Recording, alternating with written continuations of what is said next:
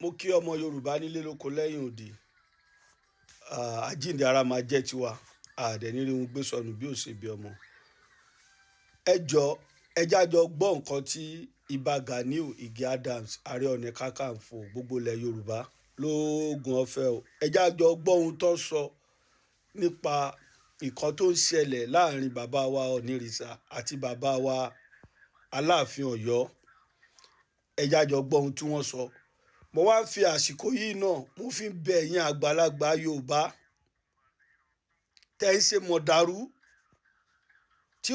tírònú yín ò kéré, tẹ́ jẹ́ àgbàlagbà tẹ́ mọ nǹkan tó ń pè ní àṣà nílẹ̀ Yorùbá. ẹ jọ̀ọ́ aáwọ̀ tó wà láàrin olóyè Sunday Igboho pẹ̀lú Ìbà Gani Adams, ẹ jọ̀ọ́ ẹ bá wa parí rẹ̀. ọ̀rọ̀ yìí àwa ò lẹ́tọ̀ọ́ àti máa dá sí i. àwa tá a jẹ́ àṣẹ ìdí yín a ní ẹ̀tọ́ láti máa dá sọ̀rọ̀ lọ́balọ́ba àbí ọ̀rọ̀ ẹ̀yin alágbára méjì. bẹ́ẹ̀yin bàbá wa ẹ bá wa pọ̀tún ẹ bá wa pòsì ẹ bá wa yanjú àwọ̀ yìí. Ìbà Ganiu Ige Adams Ààrẹ Ọ̀nà Kakanfò mo mọ̀ pé wọn bó lóyè Sunday Igboho jà, mo mọ̀ pé lóyè Sunday Igboho wọn ò bá Ìbà Gani Adams jà. ẹ jọ̀ọ́ mo ń sọ ọ̀rọ̀ yìí lánàá lórí live, ọ̀rọ̀ tí Ìbà Gani Adams yóò sọ yìí mo sọ lórí live bàbá lánàá. àwọn tó bá wà ń bẹ̀ wọn máa rántí wípé tí ò bá ń ṣe Ọ̀yọ́ kò ní sí ohun tí ń jẹ́ ilẹ̀ Yorùbá mọ́ lẹ́nìí torí àwọn náà dìde fógun. tí ò bá sí Ilé Ifẹ̀ ibo la bá ti sàn wá, ibo la bá wà lẹ́nìí. so kò sí ìlú kan nílẹ̀ Yorùbá tí ò ní àǹfààní tí ń ṣe nílẹ̀ Yorùbá.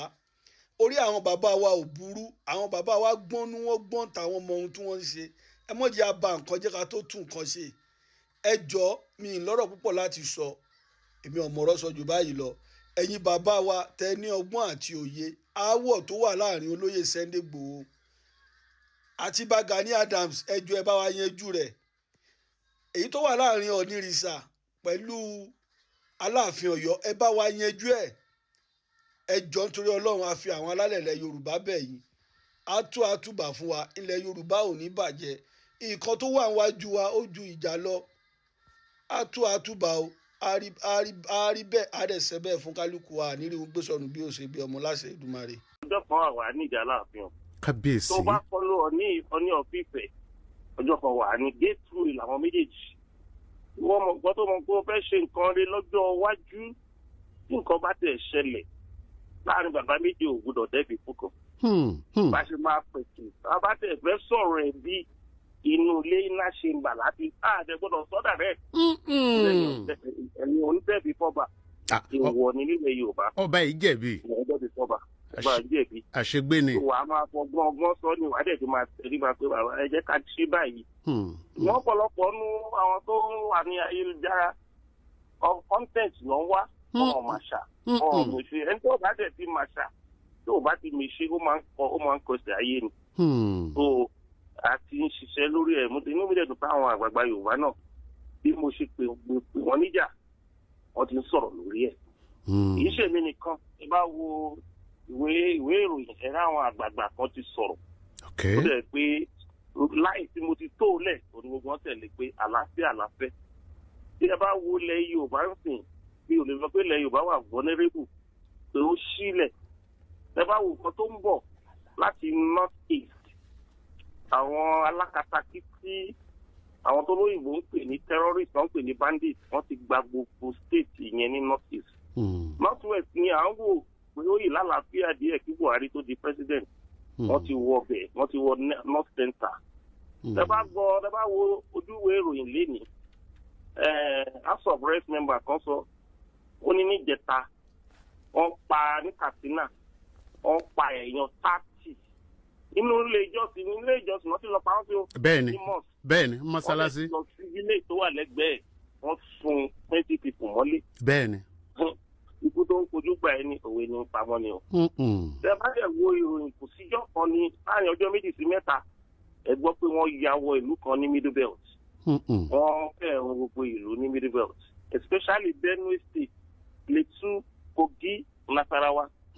tí ẹ bá ti wá wo Kwara ibi tó àwọn Yorùbá wà Yorùbá speaking area in Kwara wọ́n ti wọ ọbẹ̀. mo gbọ́ ọ̀rọ̀ tí ọba Àjàṣẹ́ sọ nínú social media inú mi dẹ̀ bàjẹ́ pé wọn jẹ́ káwọn gbádùn mọ́ àwọn ọba títí dá owó pé òun gan dá 500 àwọn ọmọ ìlú kan gbé 10 million lẹ̀ láti fi kó àwọn ẹgbẹ́ ìgbàlódé aláàbò ní vigilante office àwọn kó jọ pé kọ́ yìí máa fi ràn àwọn lọ́wọ́. tẹ́ ẹ bá wá wo nǹkan tó ṣẹ̀ ní bàbá ńlá ní ọ̀sẹ̀ tó kọjá ọmọ Yorùbá gbọ́dọ̀ fúnra ẹ wo wọ́n wọ ìlú yẹn wọ́n jẹ ọjà run wọ́n pa ọlọ́pàá wọ́n pa àmì wọ́n pa àwọn vigilante wọ́n pa àwọn èèyàn débi pé ìlú yẹn dàgbò ti tú báyìí bí ìlú mẹ́fà tó súnmọ́ ìlú yẹn wọ́n ti sápò nílùú yẹn bẹ́ẹ̀ náà là ń rí ní Yewa tẹ́ bá dé Yewa ń sìn wọ́n ti wọ Yewa gbogbo ìlú tó jẹ́ ìlú ìtàn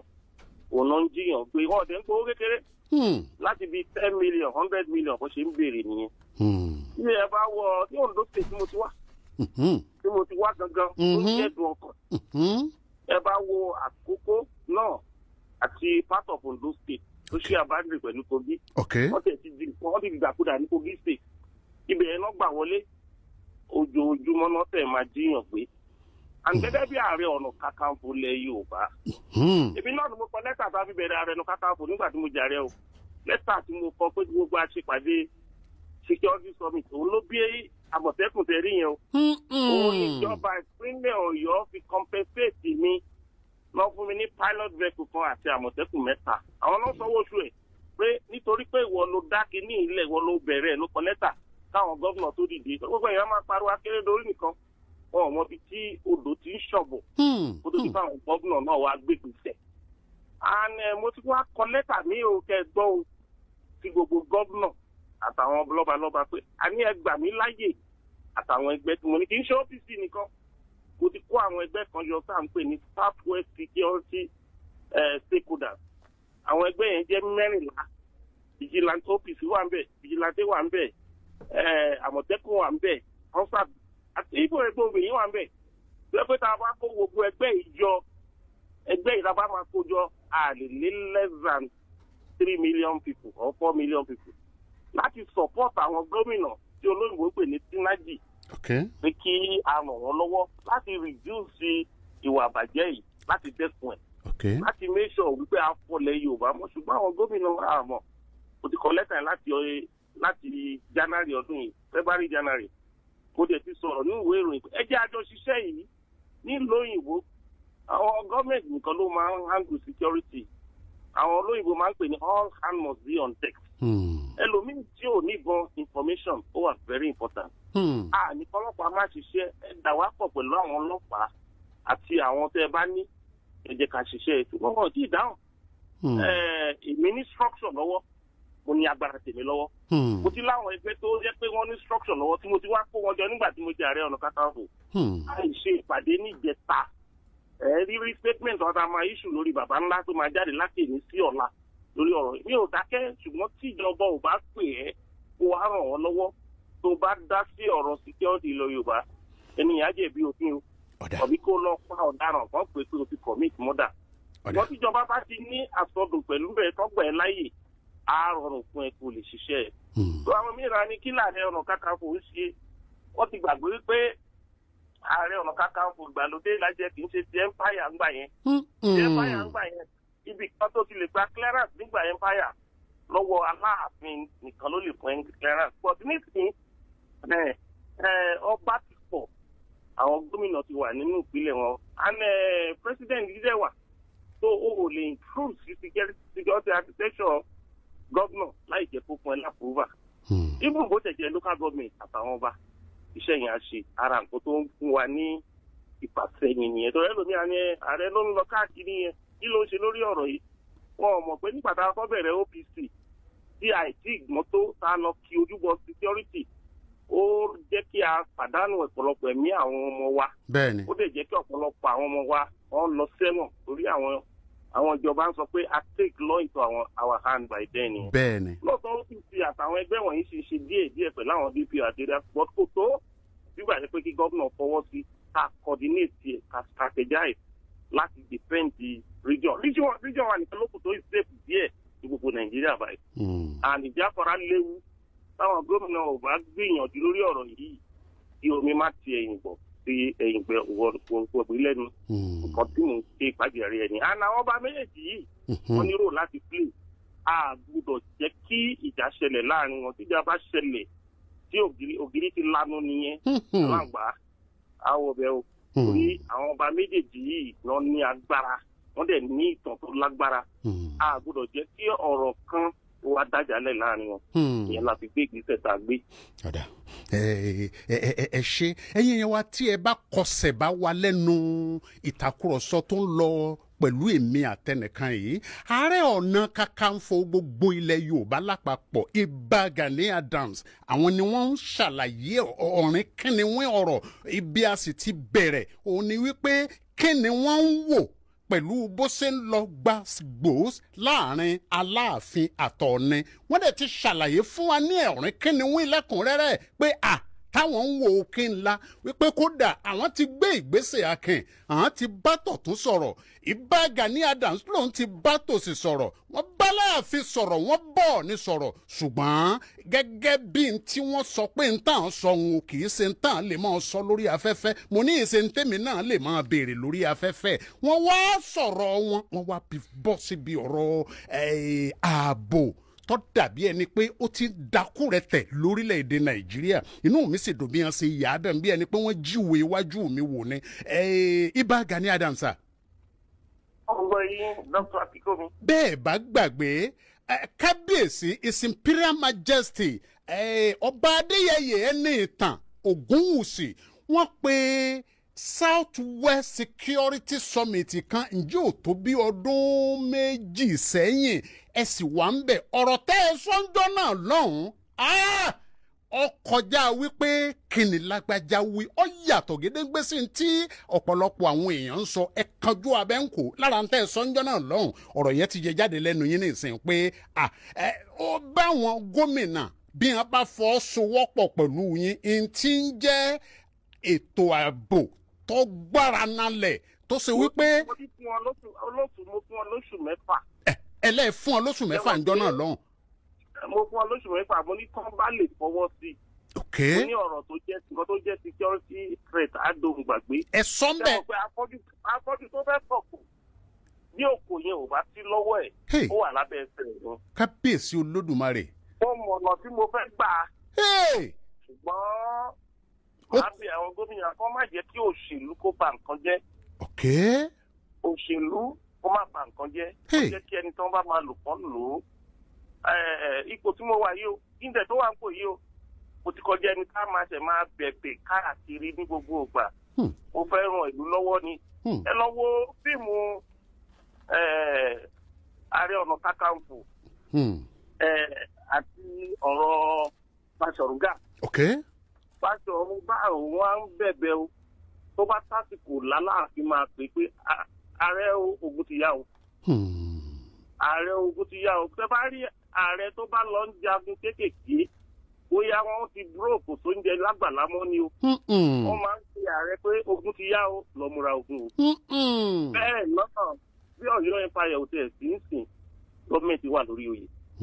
ẹ ti fún mi nípò ẹ fún mi níṣẹ́ ẹ dẹ̀ fẹ́ káwọn ọmọ aráàlú máa pè mí lọ́lẹ̀ ẹni tẹ́ ẹ fún nípò tẹ́ ẹ fún níṣẹ́ òun la fi rí pé wẹ́ ẹ̀yin ọmọ yìí tẹ́ bá lè máa fi ràn wọ́n ládùúgbò ẹ máa ṣe àwọn tó nílùú tó láṣẹ ìlú ò tí ì pè wá báláṣẹ ìlú ò bá dẹ̀ pè ẹ́ sọ̀rọ̀ tó bá dá sí wàá fún àbùkù ni. ọjẹ bíbọ ńbẹ ni. wípé ẹ wá wo gbogbo ọ̀nà tá à ń ṣe lórí ọ̀rọ̀ àṣà àti ṣe àdúró lónìí adẹ́gbẹ́ kan lẹ̀ tó ń pè ní Olókun Festival Foundation.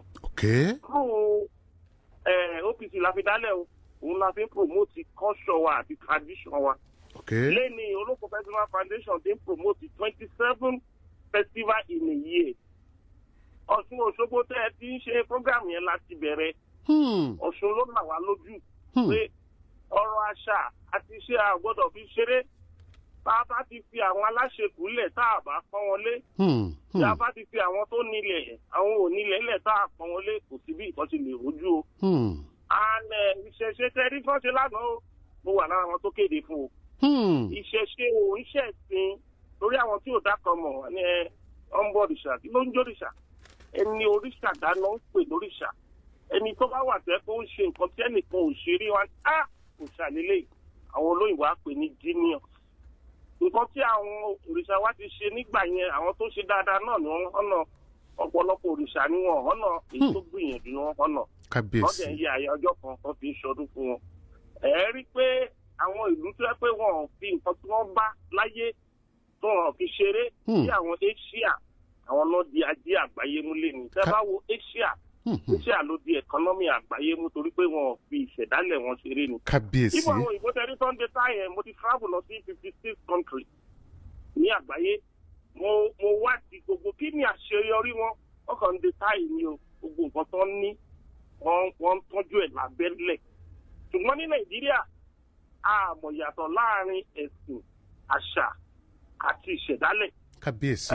The Nigerians don't know the difference between culture, religion, and tradition. There's a very long, very wide difference between culture, tradition, and religion. Ẹlòmíì bá ti ń ṣe ẹ̀sìn tiẹ̀, a fẹ́ fi bà gbogbo àṣà jẹ́, a fẹ́ fi bà gbogbo ìṣẹ̀dálẹ̀ jẹ́. Tó bá dẹ̀ ti bà ìṣẹ̀dálẹ̀ jẹ́, kò ti bà orísun ẹ̀ jẹ́ nìyẹn. Tó bá ti sọ àṣà ẹnu, tó fìdí ẹ, tó wọṣọ ẹ, tó fi lẹ̀kẹ̀ sọ́rùn, kò ti di ẹrú sí ìran míì nìyẹn. Tó bá ti ignore identity ẹ, o ti ń di inferior sí àwọn ìran míì. Wọ́n ní ajíṣe bí Yorùbá là ń rí, Yorùbá ò lè ṣe bí bàbá ẹnìkan. Bàbá tí máa jẹ pẹ̀lú Àmọ̀tẹ́kùn, á flush gbogbo criminal tó wà nílẹ̀ Yorùbá. Tó wà nílẹ̀ Yorùbá. Èyí ó sì tún ran ìjọba àpapọ̀ náà lọ́wọ́. Láàrin oṣù mẹ́fà, tàbá fi òtítọ́ ṣe àti òdodo. Ọ̀dà ẹ ṣe àdúpẹ́ lọ́wọ́ yín. Bí n bá ti gbọ́ yín yé táwọn ọmọ Nàìjíríà gbọ́ yín yé dáadáa ní ìsìn lára ìpèníjà nǹkan tí ó dàbí adínàgbò òkú fún yín ní ìsìn báyìí bẹ́ẹ̀ ṣe sọ ní summit tó wáyé ní Ọ̀jájá resort nílé Ifẹ̀ lọ́dún náà lọ́hùn. Ẹ̀wọ̀n tí Òṣogbo yẹn atọ́kùn. Nígbà tí a jọyìn oṣooṣù yóò ní ya 2000. Àwọn tó máa ń ṣọ̀fún Òṣogbo wọn ju 2000 lọ. Ṣùgbọ́n nígbà tí OPC join láàrin ọdún méjì, a inject 25 to 30,000 people sí Ọ̀ṣun. A dẹ̀bẹ̀ sí ń wọṣọ funfun wá síbẹ̀. Nígbà tí a bá dẹ̀ wọ bẹ̀, ìròyìn á wá kún àwọn oníwèé ìròyìn bí tó bá dẹ̀ ti rérò tí ẹ ti ń ṣe nǹkan pàgbé bí àwọn mídíà ṣe pay attention sí Ọ̀ṣun Òṣogbo nìyẹn. Gómìnà kan tó wá débẹ̀ tó fẹ́ràn àṣà, gómìnà Oyinlọlá, ó ti wọ́n support ọdún mẹ́rin tí Oyinlọlá ti wá fi support pẹ̀lú ìlú Òṣogbo àti kábíyèsí Àtaọ́jà pẹ̀lú OPC pẹ̀lú Oyinlọlá, UNESCO recognize the Ọ̀ṣun Òṣogbo. Ọ̀ṣun Òṣogbo ti lọ bẹ̀rẹ̀ kì í ṣe pa máa ń gbowó bẹ́ẹ̀ o, ṣùgbọ́n inú wa dùn sí Òṣogbo pé wọn ò fi àṣà wọn àti ìṣẹ̀dálẹ̀ wọn ṣe. Wọ́n dẹ̀ compensate mi kí tó jẹ́ ààrẹ. Àwọn Àtaọ́jà tó wà lórí oyè yìí, ó fún mi lóyè ìlú yẹn. Nígbà tí kí tó di Ààrẹ Ọ̀nà Kakanfò. Kí tó di Ààrẹ Ọ̀nà Kakanfò, mo ti gba oyè 56 chieftaincy title. Kábíyèsí Olódùmarè. Àwọn ọmọdé ti bẹ̀rẹ̀ jàǹgbára láti 1993. Ìgbà tí mo wà ní age of 23 tó à non-election June 12, mo join ìgbà jàǹgbára. Even ọ́fíìsì táwa ń sọ yìí, ọdún kan lẹ́yìn ìgbà tí mo join ìgbà jàǹgbára la dálẹ̀ ní 1994. Ẹ wá wo nǹkan tó ju OPC ti rí. Yorùbá kọ́nà jẹ́ kí Yorùbá more ní. Ẹni tó bá ran Yorùbá lọ́wọ́, ó lọ sálẹ̀ Yorùbá. A bá ṣe nǹkan dáadáa mẹ́wàá, nǹkan tó bá kù díẹ̀ káàtó bí ẹyẹ kan bí méjì tó oníwèé ìròyìn bá ti gbé òun ni Yorùbá máa sọ. Wọn ò ní sọ nǹkan dáadáa mẹ́wàá tàbí ṣe. Orí òdẹ lè ṣe kó má mì.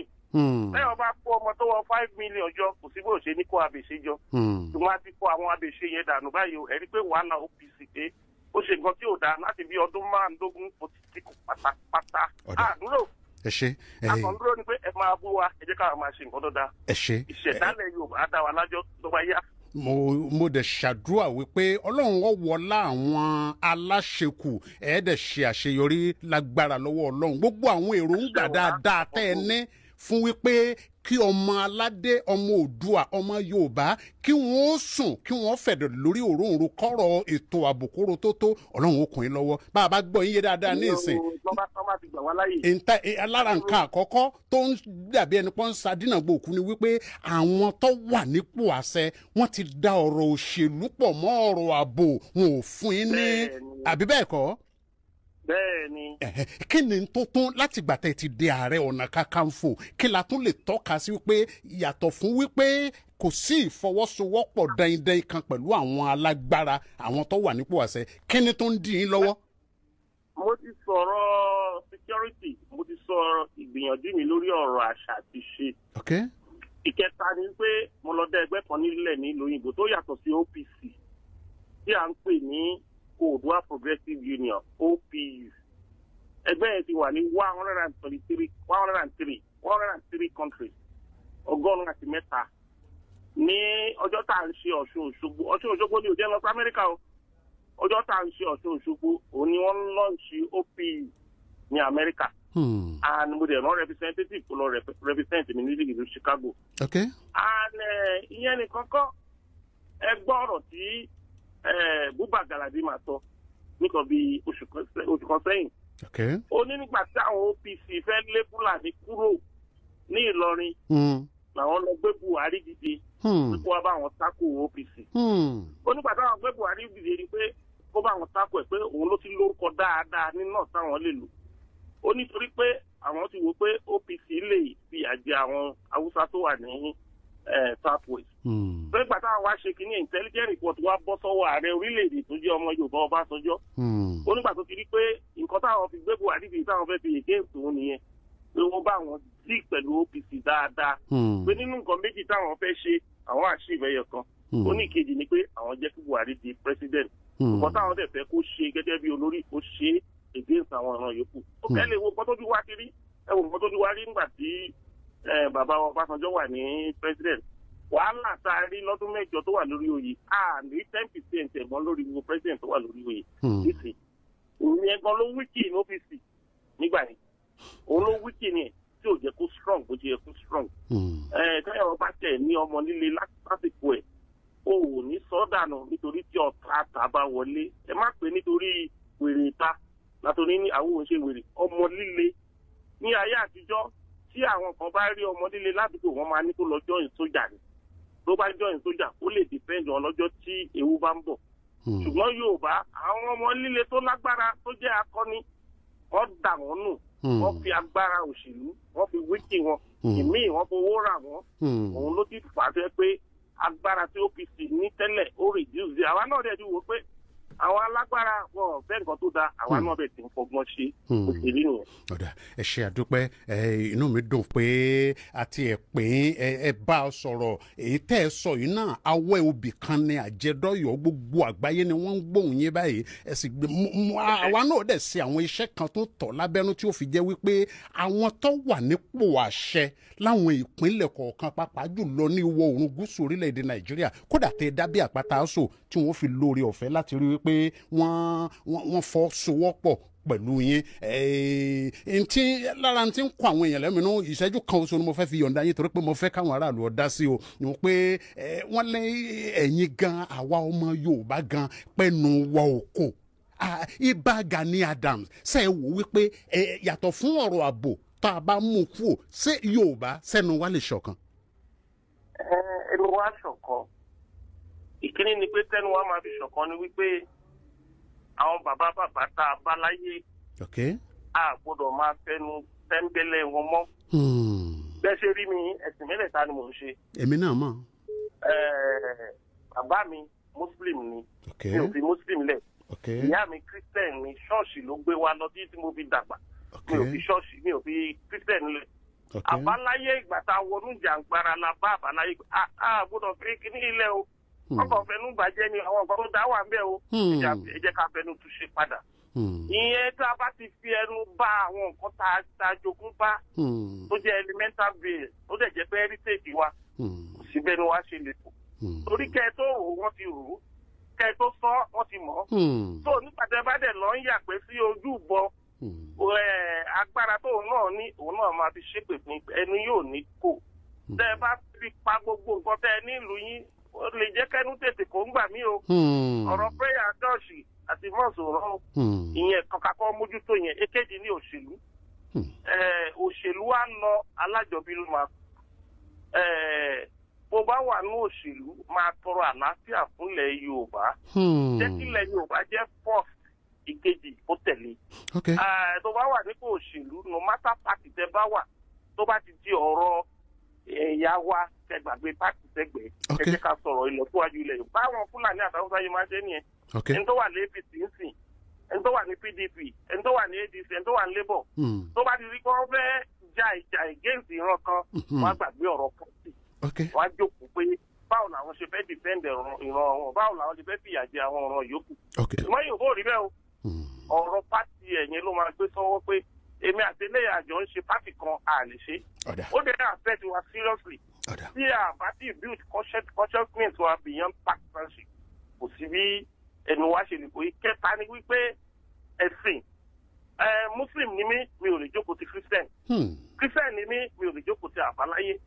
Ọ̀tọ̀ ní ẹ̀sìn, ọ̀tọ̀ ní àṣà, ọ̀tọ̀ ní ìṣẹ̀dálẹ̀. Ṣé wàá sọ wípé o ti jẹ́ Christian wà náà ń ṣọmọ Yorùbá ni?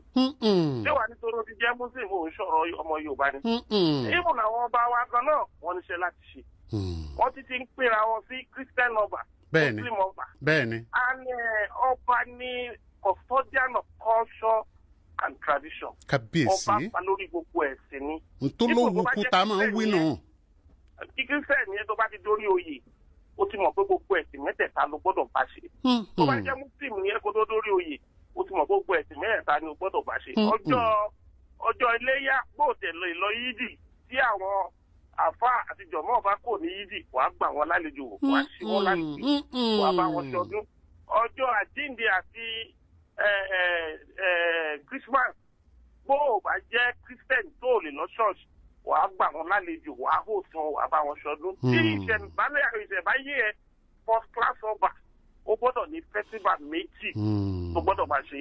Second class ọba, first class at least ẹyọ kan. Ìyẹn pé kò régún tó ń bọ̀ kó ní ẹtì bá láàdó òfèrè ìyẹn òṣọba o. Ẹ ṣé àdúpẹ́. Torí nǹkan tí o jókòó lé lórí, òun ló ń takò yẹn. Tó bá dẹ̀ ní ń takò, nǹkan ò lè lọ bó ṣe kó lọ. Ẹ ṣé àdúpẹ́. Ẹ ṣé àdúpẹ́ pé òkun torí pé àkókò wa ó ti kó wa ń papá mọ́ra kódà iye tó àsìkò tó yẹ ká lò á fún ní ọ̀wọ́ rẹ̀ á tún ti lò kúrò tá a ti bọ́ sínú ibi míì tí òye á bọ́ sí ṣùgbọ́n Ààrẹ Ọ̀nà Kakanfò lè máa sọ̀rọ̀ ká wá pé tẹ́ sọ ń tó ká panu mọ́ rárá o. Dr. Akínkúnmi náà ló lè kó mi ní pápá mọ́ra rẹ̀.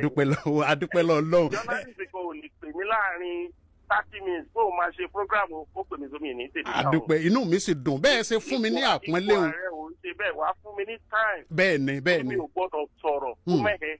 Mi ò gbọ́dọ̀ sọ̀rọ̀ kí n má rò ó. Bẹ́ẹ̀ni. Torí mo jókòó lé lórí. Bẹ́ẹ̀ni mo ṣèṣe ní àdúrà wípé ní agbára lọ́wọ́ Ọlọ́run aṣọ iyì yín náà gbogbo ibikíbi tẹ́ ẹ bá dé ẹ mọ̀ níyì ni. Àṣẹ o. Àfẹ́kábà yìí láyé fẹ́ná àrànkálẹ̀ àti àrànkálẹ̀ lóòrùn ràn afẹ́fẹ́ ò ní fẹ́ láyé kó má kàngi oko bẹ́ẹ̀ bá mú un lọ́tún ẹ̀ nà ọ́ mu bẹ́ẹ̀ mú un lálàáfíà ẹ̀ nà ọ́ mu. Ẹ ṣé o àtẹ̀jíṣẹ́ kan sáré wọlé sórí kọ̀ǹpútà ní ìsìn ẹnìkan ní kí n bí n bá wá bí yọ̀ dàbí ẹni pé mo ṣe lábòsí ni ní ṣókí kí n tó yọ̀ǹda yín Ìbà Gani Adams bó láàrin ẹ̀yin àti Sunday Igboho bó ló sì rí báyìí ní ṣókí. Àbúrò mi ni. Mọ́mọ́. Ààrẹ kì í bá ẹni tó bá jẹ́ akíkanjú kì í bàjà. Ok. Ṣùgbọ́n akíkanjú gbọ́dọ̀ gbà fún ààrẹ pé olórí ogun ilẹ̀ Yorùbá ni. Ok ó ti tán mo ti mú un tí mo fẹ́ mú àbọ̀rọ̀ lásọ fọmọlúwàbí ẹni tí ń bá wa sọ̀rọ̀ láti. tó bá ti bá olórí ogun ilẹ̀ Yorùbá jà ó ti bá ogun ilẹ̀ Yorùbá jà. Kábíyèsí rẹ Olódùmarè kábíyèsí. ìṣẹ̀dálẹ̀ Yorùbá ló sọ bẹ́ẹ̀ o Gani Adams kan ló sọ bẹ́ẹ̀ o. ọ̀dà ẹ ṣé ẹ bá ń dákọ yín fún àwọn èèyàn. ìṣẹ̀dálẹ̀ Yorùbá àti ìtọ́lẹ̀ Yorùbá ló sọ bẹ́ẹ̀ o. ó ti yé mi. torí oyè yìí ti yẹn exist láti 1530 almost 500 years ago. ẹ ṣé. ẹ wá wà àwọn akọni bẹ́ẹ̀ bá tẹ̀ mọ́ sí látòòṣà tó tí bàbá wàjà ní 1886. ẹ wo ti bàbá wa Akíntọ́lá Premier Western Region. kẹ wá wo ti Abíọ́lá tó forí lakú àwọn ààrẹ ló forí lakú tàbí ní democracy. ẹ ṣé. tó kẹ́sẹ̀ fọwọ́ àwọn yẹn wọ̀ mí. ẹ má ní èmi gẹ́ngẹ́lẹ́ yìí mo wà lórí oyè. bẹ́ẹ̀ni. ẹni ẹ fẹ́ dọwọ́ ọlá mi bolẹ̀ ó bá ti rí bẹ́ẹ̀ sẹ́wọ̀n pé ara bíi tí nǹkan ti ń rú nìyẹn àbúrò mi ni o. bẹ́ẹ̀ni. ṣùgbọ́n kí gbogbo akọni ó fi ọ̀wọ̀ fún olórí ogun olúkálùkù wa mú ibi tó bá lágbára sí kí àjọjà. ọ̀dà ẹ ṣe àdúpẹ́ ẹ̀yin ló kọ ìgbìmọ̀ aláṣẹ ìkànnì Fresh FM lórílẹ̀‐èdè Nàìjíríà pàápàá jùlọ nípínlẹ̀ Ọ̀ṣun àdúpẹ́ pọ̀ lọ́wọ́ yín a sì gbàdúrà pé lágbára Ọlọ́run ilẹ̀ Yorùbá ò ní bàjẹ́ ọ́fíìsì tẹ́ ẹ sì wà gẹ́gẹ́ bí ààrẹ ọ̀nà 1049. Hello, Mr. Akínkúnmi. Present, sir. Honorable Ibitoye Fatai láti ìlú Òkùwà ní ìjọba ìbílẹ̀ Odò-Ọ̀tìn. ẹ jọ̀ọ́ torí Ọlọ́run 30 seconds ni mo fẹ́ kẹ́ ẹ fi sọ̀rọ̀. àgbà onítàn lórílẹ̀. àmín àmín. bàbá ti sọ̀rọ̀. ọ̀rọ̀ tán tẹ̀ sọ yẹn ó ní kìmí. a wá rọ gbogbo àwọn gómìnà ilẹ̀ Yorùbá ká tètè jájú sí ọ̀rọ̀ ọba méjèèjì. tí àwọn àgbààgbà bá ń gbégbèsè káwọn gómìnà náà máa gbégbèsè. Okay. 091301049 ní ṣókí ìdásí yín kó mọ̀ ju 30 seconds lọ. Hello? Yeah. Hello? Hello? orúkọ tèmi ni Adémíwá Arẹ́gbẹ́ṣọlá láti. Okay. ẹgbẹ́ wa lágbára Ọlọ́run ẹ̀mí wọn á gùn ọjọ́ wọn á dalẹ̀ wọ́n dẹ̀ pẹ́ lórí. tí ìfẹ́ mi fẹ́ bí wọ́n léèrè ó ní pé ǹjẹ́ wọ́n ń bá wọn lọ́ba ilẹ̀ Yorùbá ǹjẹ́ wọ́n ń bá wọn ṣe mítìn. lọ́ba ẹ̀yin náà wo nǹkan tó ń ṣẹlẹ̀ controversy láàrin Aláàfin of Ọ̀yọ́ Ọba Ifẹ̀ àti Olúwo ǹjẹ́ kí ni àtúnṣe tí wọ́n ń wá láàrin wọn láti jẹ́ kí ìfẹ́ wà gẹ́gẹ́ bí bàbá wọn ní ìbílẹ̀ gẹ́gẹ́ bí bàbá Ààrẹ Ọ̀nà Kakanfò nílẹ̀ Yorùbá. wọ́n gbọ́ wọ́n ń tẹ̀ ń wí wọ́n ń ṣe é mọ́ kì í ṣe gbogbo orú nǹkan báwọn kì í ṣe gbogbo ìrìn Ààrẹ Ọ̀nà Kakanfò náà lálẹ́ mọ́ tẹ́ pẹpẹ wọ́n ṣe kí rẹ̀ pọ̀ ó fi lè wà láàrin àwọn lọ́balọ́ba 0913000.